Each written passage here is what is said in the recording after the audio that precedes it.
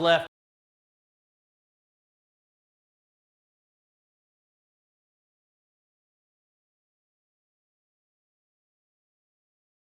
I know that, you know, we probably spend most of our time focusing on, you know, cropland, obviously, because cropland has got, it needs a lot of help, doesn't it? You know, and generally we think of pasture, even a degraded pasture is probably, you know, better than cropland, right? And in some cases it is, but in some I think we'd be surprised, and we've really seen that with some of the things that we've once we started really monitoring the pasture with some of these soil health techniques, we've seen really how degraded some of our pastures really are. They're not quite as good as what we thought. So we're just going to run through the building blocks of soil health here real quick. And it's kind of, figure out, there we go. I'm sure you've probably not seen these before, but these are the principles of soil health, right? Yeah. And maybe they're in a little different order, but they're the basic, the four basic things with then the one that Ray mentioned, adding it in. And so I'm just going to run through those and how I see them as they relate to perennial pastures. Okay.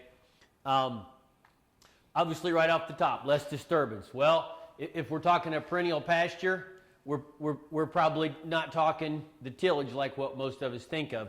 Right off the bat, we got chemical disturbance and physical disturbance. You know, chemical disturbance, anything, and Ray talked about this a little bit, anything that alters the equilibrium of that biological activity in the soil is gonna mess with it, right?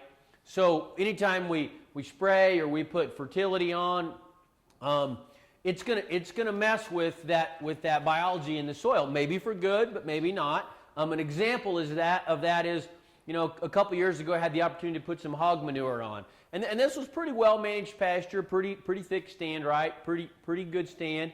But we put on hog manure, and the next year we had a flush, even though it was good cover, even though it was well managed, we had a flush of annuals like we had not seen in years and years.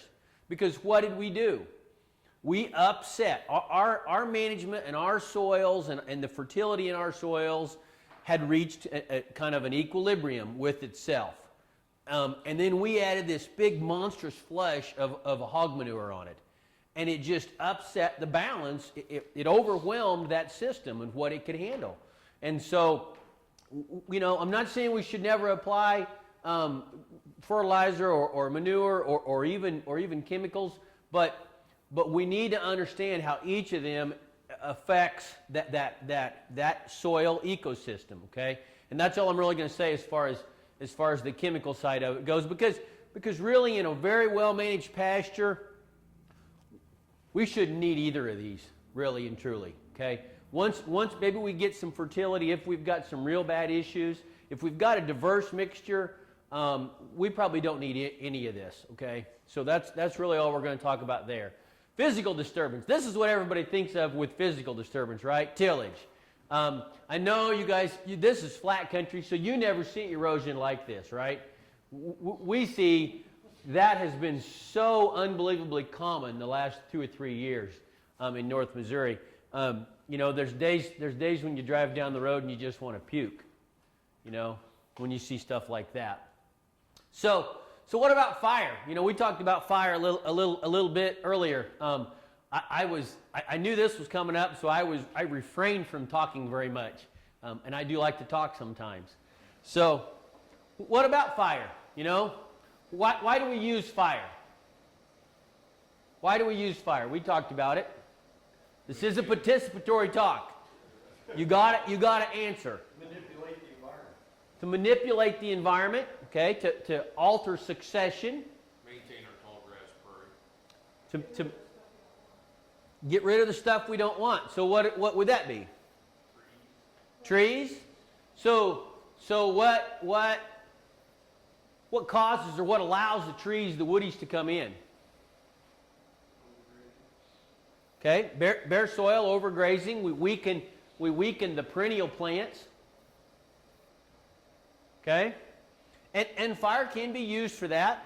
But fire, under the conditions we talked about it earlier, it can bare the soil. It does speed up mineralization a little bit. It'll break things down. But you also get some loss of carbon in the black stuff leaving, right? Probably not huge amounts, but we do get some loss. I think a lot of times fire is used today, and maybe I'm speaking only for Missouri, but I know I could burn with the best of them. Okay, I was a certified fire bug, and I think fire has its place, but fire is going to be something that is if we're trying to heal the soil, if we're trying to build organic matter, build ground cover, fire is probably not going to be my friend. I think today in most agencies, ours included, but really the wildlife agencies, I think fire is used in place of what would have happened historically by herbivores, by large herbivores. Okay, bison. I got two friends. One's a relative, one's a friend, and you'll see a picture of that in a minute. Out in the Dakotas and Nebraska, have large herds of bison. And if you ask either one of them what is harder on the trees on their place, fire or bison, they will both tell you without a doubt it's bison. In fact, Chad got rid of his bison because he wanted trees. He was trying to get trees to grow on his place in Nebraska, and he never could get any trees to grow. Once he got rid of the bison, same management, same rotation, same management, what happened? Trees started coming in everywhere. I was out at Phil's a couple years ago in South Dakota, western South Dakota, and we'd find he had a new place, a place that he just bought and had rotated the bison through it for the first time. And we'd find a little shrub or a little tree, and the bison just would hammer that shrub or that tree into oblivion. I mean, we're not talking rubbing on it. We are talking standing on it and pounding on it. He had a windbreak around a section of the homestead, and the bison got out. And in literally 2 hours, all of these big conifers, all these big trees were almost completely denuded as high up as and some of them, they took from this big around to this big around. Bison were one of the primary tools that reduced the woodies on the plains, not the fire. Okay? Eating the wood around the trunk? No, they were mad at it. They were thrashing it. They were rubbing. They were just beating it up. They are with the physical action of their horns. Bison are very, very not wild, but very aggressive and very physical.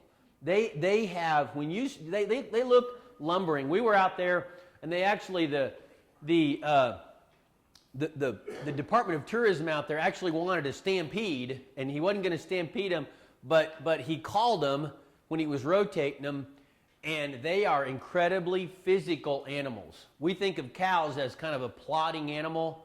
Bison are not. They are physical. They are quick, they are powerful, and they are strong when they start rubbing stuff. He has a truck that he rotates them with, and it is an old, beat-up piece of crap, because sometimes they'll get pissed and they'll walk up to the truck and pound the side of the truck in. Okay? They do the same thing with the trees.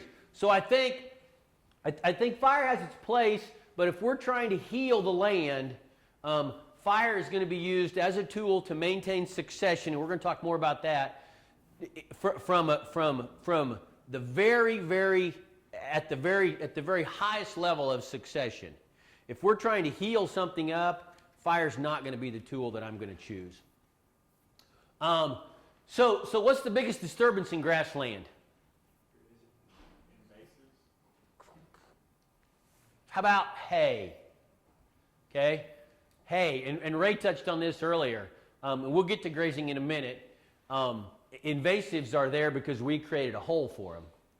Is the only reason invasives are there. Think about this from a biological standpoint, okay? You got a big tall canopy of grass. Boy, you got this big tall canopy of grass. It's providing a cover for the biology in the soil.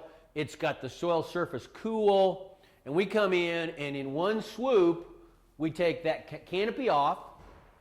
We increased air temperature or soil temperature. We took away one of their food sources, the mulch that would have been on the soil if it was grazed. So we ripped the roof off their house to let the sun in, and we took away their food source. How active are they going to be after that? They're not, are they? So as disturbances go, haying is, I think, and we see this in fields that are hayed year after year after year, it is almost as degrading as tillage is from a biological standpoint. Okay? And we see that in samples that we take, biological samples, analysis we take on hay fields. They are some of the most dead fields there is. Because you took their food source, you dramatically changed them. How, haying would have some allergies to flash grazing. Now, Some things that are different. it's not even close. So what's different? Because the removal of flash grazing would be the same as hay. Removal of the house, as you say. But even in flash grazing, haying is going to remove probably 90% of the plant material. I mean, it depends. It used to be a little bit less, about 80 to 85. But the new disc mowers like this, they brag about how close they can get. So removal on it's probably 90 to 95% of the above ground biomass. Even in a very high density grazing situation, most of the time you're only looking at taking 60 or 70% at most. So you're still leaving 20 to 30%. Plus, you're adding manure, and we'll get to that in a minute, manure and urine. So you're adding nutrients back. In fact, the nutrients that go in a cow, almost all of it comes back out. In a haying situation, that's all removed. Okay? So haying is, I was at a meeting a while back, and we finally decided that hay was evil. Okay? So that's the message. Hay is evil. And I find it's really crazy right now because I can buy hay. In our operation, we buy our hay, 1 bale per cow per winter. I can buy hay for less than the value of the NP and the K in a bale of hay. So why would I ever bale my own hay or bale very much? Again, I think it is, in my opinion, it's right along with tillage. Okay, so grazing is a disturbance. Back it up one. Grazing is a disturbance that sets succession back. Ray talked about succession, and we want our ecosystem, our prairie ecosystem, we want it to be as far up the line of succession and keep it in a forage state, or maybe a forage with a little bit of woodies in it, but not go to forest, right? Because the prairies did have a few shrubs, but we want to keep it in that highest level of succession, but not let it go to woods, right? That's where we're looking at. And grazing is a disturbance that we can, with the right management, with the right stock density, we can take any of those woodies that the livestock can get to if we've got them trained right, and we can bring that succession back. Now, we don't want to come back to annuals like tillage does, but we want to keep it from going into woodies. We want to keep it in that very, very high level of succession, but not go to woodies. Okay, so that's what grazing does. Now, how do we keep it in that very high level? Lengthening the rest period typically means less grazing events. Lengthening the rest period is how we get to that highest level of succession in that forage condition. Okay, let's talk about like our cool season grasses. Most of our pastures are cool season grasses. So what have they kind of established as in a normal moisture year as the length of rest period that you can graze off a cool season plant brome or bluegrass or fescue or timothy or orchard grass. Graze it off, not to the dirt, but graze it off, leaving enough residual, and then let it. Now, let's start all over again. Except that's not it. Looks good from here. There you got it. Okay. We've seen this.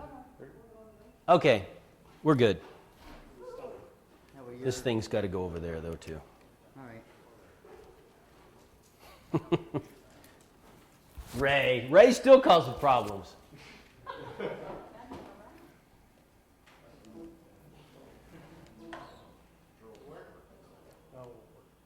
have to be tethered to the steer. Oh, it was Next slide, please. That was it, wasn't it? I don't know.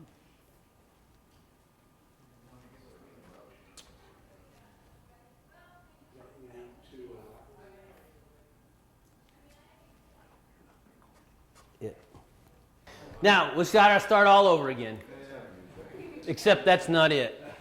Looks good from here. There you got it. Okay. We've seen this. Okay. We're good. Now we're This thing's got to go over there, though, too. All right. Ray still causing problems. You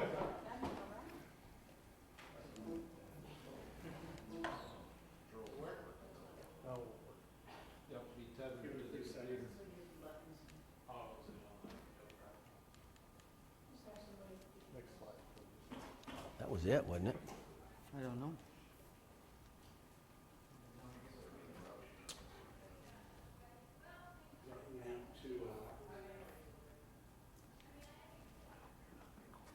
It. You hit pause, right, Jason? That's it.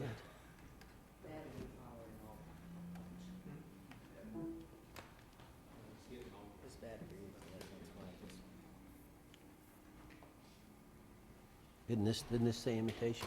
Isn't this it? Just turn it around right up here. I'll talk from here. I don't stand still very well. Just leave it set right there. Okay. That's good. Get her up there. Okay. We are adaptable. So most of the time, most of our cows have only ever,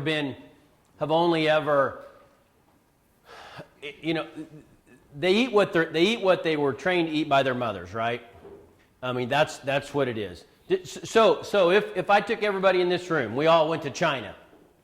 We're walking down the street in China, and it's lunchtime, okay? And we're walking down the street, and all there is Chinese, and then there's a McDonald's. And then there's Chinese. Where's most of, there was a few exceptions. Where's most of us going to go eat? Probably. There'll be a few people that would eat Chinese, but most of us probably would go something that we know, right? That's familiar. And it's the same with cows. They're going to eat the things they're familiar with. So what we've done over years of allowing animals to be totally selective by having low stock densities is we have allowed animals to be very selective and only pick and choose the plants they like or the plants that they wanted. Some of these other plants, even though maybe they were nutritious, they didn't learn to eat those plants, and so 4 or 5 generations down the road, we've got livestock that are very selective grazers. We have livestock that only pick and choose. Whereas when it was a massive herd of bison, and we'll show some pictures in a minute, when they were going through an area, you know what? There was a boatload of bison behind you. You better eat everything that was in front of you, or you weren't going to get any supper. And so the bison were very non-selective grazers. And so that's what we maintain that stocking rate by getting animals to utilize plants that they wouldn't have necessarily eaten before. And we do that with use of stock density by concentrating them on a small area so that, hey, you eat this, you eat all these plants, including the grass, or you go hungry. They might go hungry the first day or two because they said, crap, I don't know what that sumac is, so I'm not going to eat it. But you know, a couple days later, hey, I'm hungry, so I'm going to eat that. So I got this call from a friend in South Missouri, and he said after he'd went to moving cows twice a day, pretty high stock densities, he said, man, my cows are eating all the brush. I'm not giving them enough grass. I'm starving them. So I went down there, and we started noticing the cows, as they would go through a paddock, he'd give them a fresh strip. They'd eat grass, then they'd come to the sumac, they'd eat some sumac, then they'd walk on through it, and they'd start eating grass again. They were not saving some of these plants that they had never eaten before until last. They were mixing them with everything else because they had learned, hey, they're nutritious just like everything else. It's variety. So by extending those rest periods, we're going to get other plants out there that we weren't getting before. But then the trick to utilize those is to get the cows to eat them so that we make use of that forage instead of only having. So that's what it looks like afterward. There's still residual, right? Here's another example. This is a place I took over. Ironweed all over the place. Crazy, crazy thick ironweed. We grazed it in the middle of the summer 2 years in a row, and we took out about 90% of the ironweed. Okay? That's what it would look like after. Again, you know, that was a pretty good grazing. We still had a lot of residual left, but we were at a high enough stock density. Virtually every plant was impacted. You can see a few plants up there that weren't, but almost all of them are totally defoliated, aren't they? Okay, or knocked even down. 2 years in a row, we took out the field that looked like this, and you can see how thick it was, and you can see everywhere. 2 years in a row, we took out probably 95% of that, and today there's not much there. Now, I'm going to ask you a question here in a minute. I don't think taking that out was a good thing, and I'll talk about that in a minute. So that was our disturbance. Okay, living roots. Living roots feed soil livestock. We know that the primary food source for organisms in the soil are root exudates, right? So when we think of these roots, we have to think of these roots as a feed trough. Think of them as a feed trough for livestock. You've got above ground livestock and you've got below ground livestock. Which one's a bigger feed trough? How do we get a bigger feed trough? How do we get plants in this condition over here? Longer rest periods, right? Now, how long is that going to be? I don't know. You know, I know that if I'm going to make a mistake in our system trying to heal soils up, trying to be as good as I can to my biologic activity, to plant diversity, my rest periods, if I'm going to make a mistake on my rest period, do I want it to be too short or too long? Too long. I can deal with too long of a rest period, but I can't deal with too short of a rest period. I mean, I can, but my plant diversity, my biologic activity, my organic matter condition is gonna suffer because of too short of a rest period. So if I'm going to make a mistake, it's going to be too long. So I'll guarantee you right now, all of our rest periods are too long. That's just because we are in a restoration mode. And it's doing some pretty incredible things. So how do we get that? Longer rest periods mean more roots. Those root exudates are the number one food source for that biologic activity. We've got to have a lot of roots to have a lot of feed for the organisms in the soil. You know, and Rick had some figures close to this. You know, this is not to say that this is the perfect numbers. What this is meant to show is that we have thousands of pounds in a healthy soil. We have thousands of pounds of soil livestock. Do we put thought and purpose into feeding them? Just like we, you know, if you've got cows or sheep or horses, you plan on having hay for the winter. You plan on having enough acres for them to graze all year long, right? At least in our case, we graze 11 months and feed hay for about a month.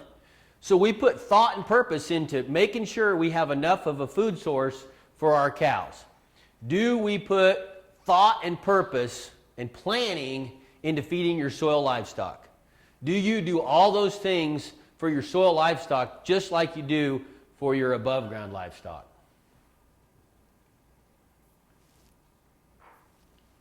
There was something else in there.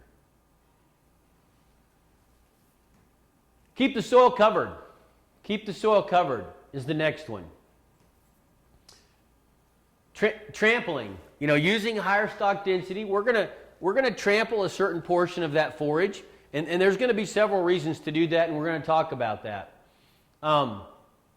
It keeps the soil cool. You know, anytime we can have a layer of thatch covering the soil, we're going to keep it cooler, and we'll go through that. But it does a lot of things. You know, this is a picture I took, a couple pictures I took 4 years ago coming up on now. You know how far apart they were? That far. A hay field, hay is evil, remember? A hay field and an unhayed area right next to it. And that one still even had it had some thatch on the soil right there, so it wasn't completely bare. But the canopy height and the thickness of that thatch layer has a huge impact on soil temperature. We've talked about that and addressed that quite a bit already. Here's a study out of Texas years ago. You know, if it's hot summer, hot summer, are you going to drink more water today, or are you going to drink more water next July? Okay? Plants are exactly the same way. If we keep that soil cool, if we keep a tall canopy out there the majority of the year with a long rest period, we're going to have plants that are going to use a higher percentage of their water to grow new plant growth instead of simply staying alive. You know, at 70 degrees soil temperature, 100% of, in this study, 100% of soil moisture is used to make new plant material. Right here, just a few degrees higher, only 15% is used for growth. 85% of it is simply used to stay alive from transpiration. Okay? Now, evaporation. Somebody tell me how evaporation from the soil works. Sun beats down and dries it out, right? Once it dries out the surface, though, it's done, right? There's no more evaporation? No? Capillary reaction. Okay, very good. We got a bunch of soil scientists in here. A lot of times people don't understand that. I've read some studies that show that bare soil, it can actually lift moisture from 4 feet in the soil. Okay? I keep clicking this thing. So it helps improve water infiltration. And I know you guys have a rainfall simulator up here, don't you? Just got it. Okay? I tell you, that has been an incredibly powerful tool for us to use for row crop folks, but also for grazers. You know, this is actually not one of ours, but it was a great shot. Short canopy, medium canopy, tall canopy. Now, there's a lot more to this runoff and infiltration than simply the height of the canopy. Height of the canopy is a huge part of it because not only will you get moisture infiltrating better here, it intercepts the energy of that raindrop a lot better. It also, those leaves will actually hold moisture and absorb moisture through the leaves that obviously this one doesn't have the opportunity to. The other thing is from a compaction standpoint, a continuously grazed field, a short pasture, it acts like a snowshoe. That the tall plant canopy, the root mass, the plant mass, when livestock walk across it with all of that tall forage on it, it acts kind of like a snowshoe. It spreads their weight out. Over here, when cattle walk across a short pasture, it doesn't have that opportunity to spread that weight. So you get an increased amount of compaction in with the same number of animals walking across a short pasture versus a tall pasture, you will get an increased amount of compaction on the short pasture because there's no cushion, there's no roots to act as a cushion, there's no roots to act to spread out that weight of those livestock. Okay? So and this is another great example. You know, you got clearer water here, obviously, than even there. It has been very eye-opening for our folks. This rainfall simulator has been one of our best tools to convince landowners. You know, you can sit and talk to them about biology all day, you know, and some of them get it and some of them understand it. But I'm telling you, you pull out a rainfall simulator, and if you set it up right, if you explain it right, why it's doing it, why it's doing the things it's doing, unreal how powerful it is. They can't say anything. I got accused last week. I did it in front of a group of a couple hundred, and I didn't have I had the shield up between the front row and the back row back here, so they couldn't see the infiltration. And I had a short pasture, and then I had a tall pasture that I was getting zero runoff of. And the guy accused me. He said, "Well, you got those two are plugged up." It was a no-till and a tall pasture. He said, "Those two are plugged up. They don't have any runoff." And I said, "No, they're not plugged up. That's just, you know." And so we had to explain that. He really thought something was wrong. They were plugged up because we were getting zero runoff. Well, then once we pulled the shield down and showed the infiltration, then he understood. But so canopy height, keeping that canopy as tall, and how do we do that? Again, that's the longer rest periods. That's extending that rest period so that we've got a percentage of our place is going to be recently grazed. There's no doubt about that. But a much higher percentage of the overall acreage is going to be in a taller condition. If we can keep more of it in a taller condition a longer period of the year, we're going to capture more water. No doubt about it. It speeds up the mineral cycle. It speeds up the mineral cycle. Trampling will speed up the mineral cycle. So, when I graze a pasture, if I got a big tall canopy like we showed, got a big tall canopy, you got a lot of minerals tied up in that plant material, don't I? So if I graze half of it, that's our typical. We've always been taught graze half, leave half, right?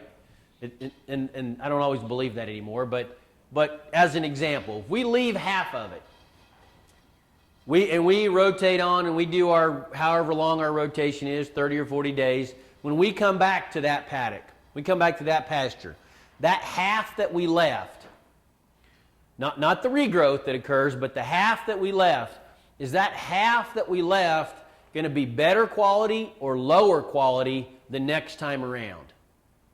Not the regrowth, but the half that we left. This guy had a finger pointing down. Okay?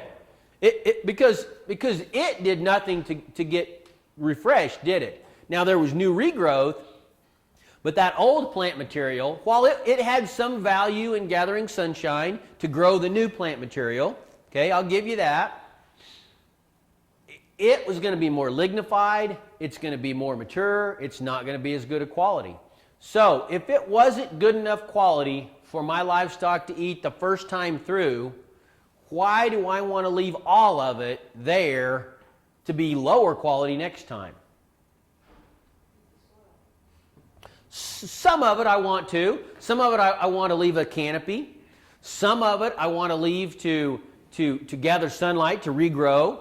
But if I've got a big, tall, mature plant, you know, like that other picture we showed a while ago with all the roots, if I've got a big, tall, mature plant, I'm going to have a huge root system, right? And my regrowth is going to be crazy quick. And here's an example of that. We built a house a few years ago and built it in some CRP. And in the middle of CRP, you know, of course, we had to take it out and all that rigmarole. But anyway, so we had an area that we mowed, and then the contractor came out, so we were going to expand the yard a little bit on one direction. So October rolls around, CRP ends, so I go out and I mow my yard just like I normally would, and then I mowed, 30 or 40 more feet, whatever it was, out into that CRP. It was big, tall stuff, right? I mowed it to the exact same height as my yard, which is the highest setting on my lawnmower, and there was virtually no leaves left. I took it down because it was a big, tall, mature canopy, right? The leaves on the bottom of the plants had died, so there was no active leaves left. I took it down to stems this tall. A week later, and I mowed my yard, and my yard had been mowed and I'm not quite as bad as Ray, but I'm close. It's a 6 or 7 times a year kind of a deal. So it's fairly healthy. Highest mower setting on my mower. A week after I mowed my yard and I mowed that CRP, which grew back the fastest? The one that had leaf area all summer long, or the one that had a big tall plant and was taken to no leaves? A week later, 10 days later, the CRP was double the height. Because it had the root mass to support unbelievable regrowth. Okay? And I know leaf area index is crucial. It's important. Okay? But having a tremendous root system to help restore that grazing impact is incredible on how fast we can get those plants to recover. So, but to speed up the livestock, the mineral cycle, I took those plants, in that grazing event. You take those, and half or 3/4 of that plant material that my cows didn't eat, I want it to be trampled. I want to trample it onto the surface of the soil. Because are the biology going to crawl up on it? We've talked about that all day, right? They're subaquatic. They live in the water, in the soil. They don't have legs. They're not going to crawl up on it. The earthworms may drag a little bit of it back, but if I've got plants that are upright, they can't break them over and bring them back, can they? I have to use my livestock as a tool to trample that material down and speed that process up. It will become decomposed, it will become mineralized quicker and begin to grow new plants quicker if I get it on the surface of the soil, right? If I leave it standing up, it's going to oxidize. It's going to take 6 or 8 months. I mean, look at CRP. How long does it take CRP? The mineral cycle on CRP is atrocious because, it would be like buying fertilizer and going and putting it in a pile, and then leaving it there for a year, and then coming back out a year later and picking it up and going and spreading it.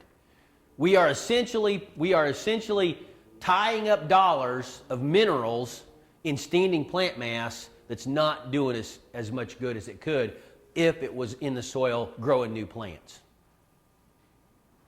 So we want that mineral cycle to be quick, to be turning. Grow a new plant, remineralize it. Grow a new plant, remineralize it. And then the level of management improves the mineral cycle. It puts minerals where we want them.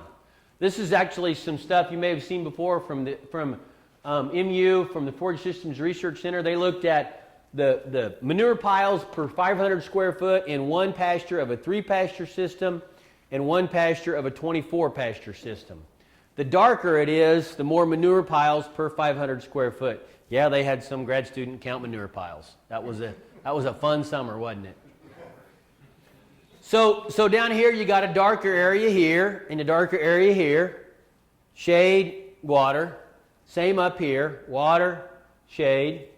But look how much darker it is out here. Because stock density was higher. We had the animals compacted more. So it was spread more uniformly. Okay?